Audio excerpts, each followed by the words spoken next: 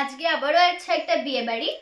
আজকে বাবার ফ্রেন্ডের মেয়ের বিয়ে, এন্ড দ্যাটস ওয়াই আজকে আমরা গিফট হিসেবে এই শাড়িটা দেখি।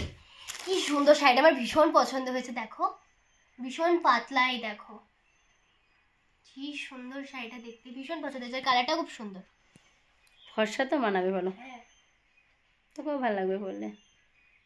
যেহেতু বাবার খুব ক্লোজ একটা ফ্রেন্ডের মেয়ের বিয়ে, সেই জন্য আমাদের কিন্তু সকাল থেকে নেমন্তন্ন ছিল। বাট সকালবেলা আমরা যাইনি, আমরা একদম যাচ্ছি দুপুরবেলা। দেখতেই পাচ্ছ এখানে ব্রাইডের এখনো হালদি হয়নি, এখন ফটোশুট চলছে। আর এখানে আমরা ওয়েট করছিলাম যে কখন ব্রাইডের হালদি হবে, মানে সেই মুমেন্টটা ক্যাপচার করব। বাট অনেকটাই লেট হচ্ছিল, অলরেডি 3টে বেজে গেছিলো। সো দ্যাটস ওয়াই আমরা ভাবলাম যে লাঞ্চটা করে আসা যাক। আর এই দেখো আমরা কিন্তু ভেন্যুতে চলে এসেছি। আর দেখো রাত্রিবেলা ব্রাইড যেখানে বসবে সেই জায়গাটা কত সুন্দর করে ডেকোরেট করা হয়েছে। এখন সোজা চলে আসি মেনু। ফার্স্টে দিয়ে দিয়েছিল ডাল আর আলু ভাজা, তারপরে দিয়ে দিয়েছিল এঁচড়, যেটা আমার ভীষণ ভালো লেগেছে। তারপরে দিয়েছিল মাছ আর গরম গরম চাটনি। গরম গরম চাটনি এই কারণেই বললাম কারণ চাটনিটা ভীষণ গরম ছিল, মানে সবে রান্নাটা করে নামালো। দিয়ে ওঠার পরে এখানে কটা ফটো তুলে নিয়েছিলাম কারণ খুব সুন্দর লাগছে। বাবা যেহেতু ওখানে কাজে ব্যস্ত ছিল সেই জন্য আমি আর মা টোটো করে চলে এসেছিলাম বাড়ি। পিসিদেরও কিন্তু ইনভিটেশন ছিল, তো সেই জন্য ওরা সন্ধ্যে সন্ধ্যায় আমাদের বাড়িতে চলে এসেছিল।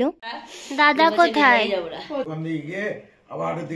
বিয়ে বাড়ির ওখান থেকে খেয়ে আসার পর আমার অ্যাসিডিটি হয়ে গেছিল, সো দ্যাটস ওয়াই আমি এখন মুড়িচিনি জল খাচ্ছি। আর দিদা গেছিল ছোট মাসি দিদার বাড়িতে বেথুয়াতে, তো মামি আর মামারা ওখানেই যাচ্ছিল দিদাকে আনতে। তো ভাবলো যে যাওয়ার সময় আমাদের বাড়িতে একটু দেখা করে যাবে। আর এসেছে ভালোই হয়েছে, টুসির সঙ্গে দেখা হয়ে গেছে, কারণ অনেকদিন ওর সঙ্গে কথা হয়নি, অনেকদিন গল্প হয়নি, দেখা হয়নি। তো এই দেখো আমরা এখানে মারপিট করছি আর ও দেখাচ্ছে যে আমি ওর থেকে লম্বা হয়ে গেছে, কিন্তু অ্যাকচুয়ালি ও হিল পড়েছিল।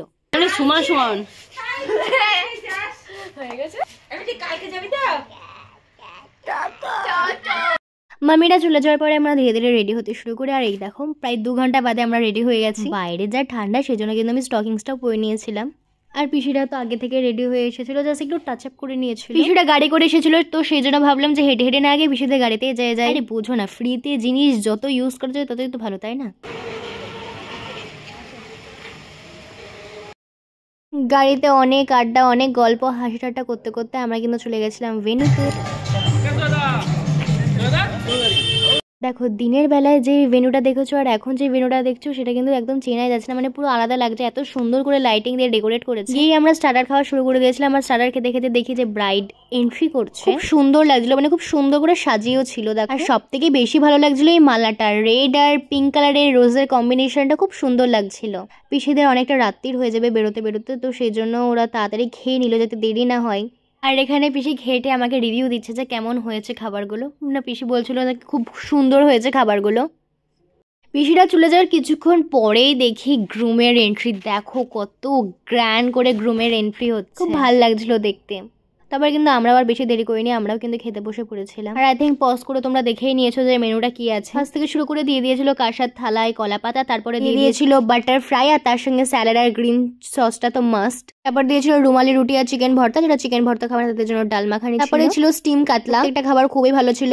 আর সবার মানে ফেভারিট পোলাও আর মাটন ছিল, বাট আমার মাটন ফেভারিট নয়। ডেজার্টের মধ্যে অবভিয়াসলি চাটনি পাপড় তো থাকবে, চাটনি পাপড় না হলে তো ডেজার্টটা মানে ইনকমপ্লিট লাগে। দিয়েছিল এইয়া বড় একটা রসগোল্লা, যেটা আমি খেয়েছিলাম, আমার খুব ভালো লেগেছিল এই গুড়ের রসগোল্লাটা খেতে। ব্রাইড কি তো তোমরা দেখেই নিয়েছো। আর এই দেখো গ্রুম। প্রায় অনেকটা রাত্রি হয়ে যাচ্ছিল আর পরের দিন আমার পড়া ছিল, তো সেজন্য আমি আর বেশি দেরি করিনি, আমরা বেরিয়ে পড়েছিলাম। আর দেখো কত সুন্দর লাগছে ভেন্যুটা। তো বাবাকে টাটা দিয়ে টোটোতে উঠে পড়েছি আমরা। আর আমরা কিন্তু সোয়েটার আর চাদরটা দিয়ে নিয়েছি, যত রাত্রির নামে তত কিন্তু ঠান্ডাটা বেড়ে যায়।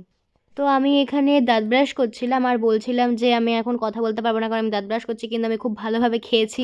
যাই হোক, দেখা হচ্ছে অন্য একটা ভ্লগে। এখনকার জন্য বাই বাই সবাইকে।